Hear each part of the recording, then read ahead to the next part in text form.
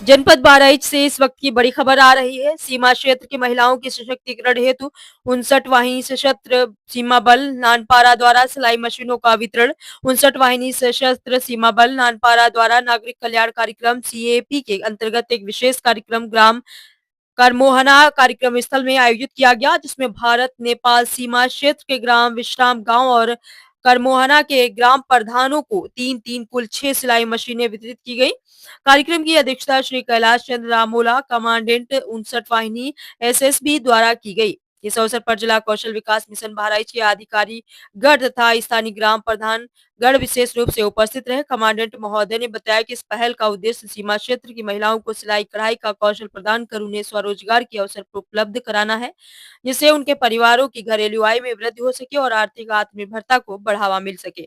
उन्होंने कहा कि एसएसबी का नागरिक कल्याण कार्यक्रम सीएपी सीमा क्षेत्र के नागरिकों के जीवन स्तर को सुधारने तथा बल और जनता के बीच विश्वास एवं सहयोग की भावना को मजबूत करने के लिए निरंतर कार्य कर रहा है। इस अवसर पर स्थानीय ग्रामीणों एवं जनप्रतिनिधियों ने एसएसबी के इस सामाजिक एवं जनहितकारी प्रयास की सराहना की और बल के प्रति आभार व्यक्त किया है।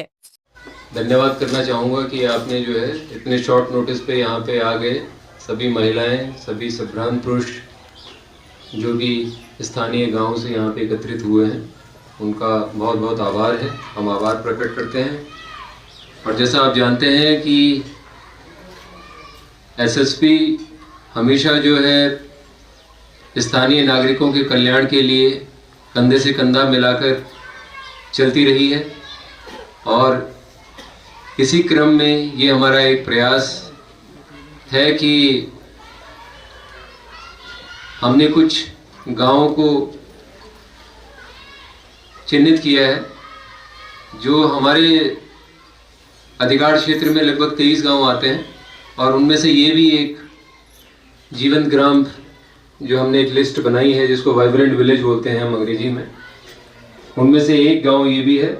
और हमने ये बीड़ा उठाया है कि इसको धीरे धीरे किसी भी प्रकार से इसका जो स्तर है उसको हमें ऊपर उठा के लेके जाना है।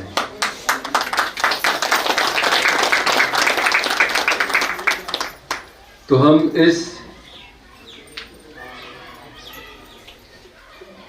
कार्रवाई में लगे हुए हैं, और हम ये कोशिश कर रहे हैं कि जो भी खाद्य वस्तुएं हमारे जवानों को चाहिए होती हैं, जिसमें सब्जी से लेकर दाल, अनाज, ये सब भी हम कोशिश कर रहे हैं कि हमें जो है ज़्यादा से ज़्यादा वो गांव से उसकी आपूर्ति हो पाए और स्थानीय ग्रामीणों से हो पाए, ऐसे गांवों से हो पाए जिनका विकास इतना ज़्यादा नहीं है, तो वहाँ के लोगों को रोजगार मिलेगा और एक जीविकोपार्जन का जो साधन है वो उनका जुटेगा।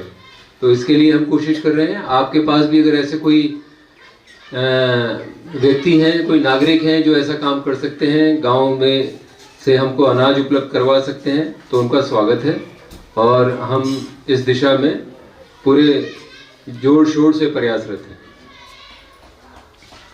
आप देखते हैं कि हम अक्सर जो है एमसीए और बीसीए प्रोग्राम अपने करवाते रहते हैं, जिसमें हम दवाइयों का निःशुल्क वितरण करते हैं, और हमारे डॉक्टर भी यहाँ पे आते हैं और वो चिकित्सा लाभ सभी स्थानीय ग्रामीणों को देने की कोशिश करते हैं।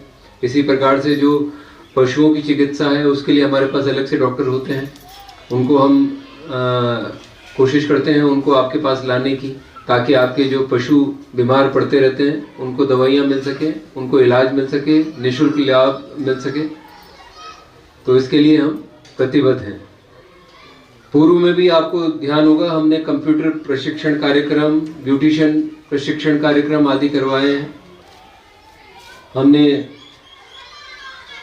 स्कूली बच्चों को जो है देश भ्रमण पर भी अलग अलग जगहों पर भेजा है, जिससे उनका जो दृष्टिकोण है वो बदले और वो प्रगति की राह पर अग्रसर हो पाएं। वो देख पाएं कि हमारे जिले में दूसरे जिले में कितना अंतर है, कहाँ पे क्या विकास के कार्यक्रम अपनाए जा रहे हैं, कितना विकास बाकी जगहों पे हुआ है, और यहाँ पर विकास करने के लिए वो प्रेरित हो सके।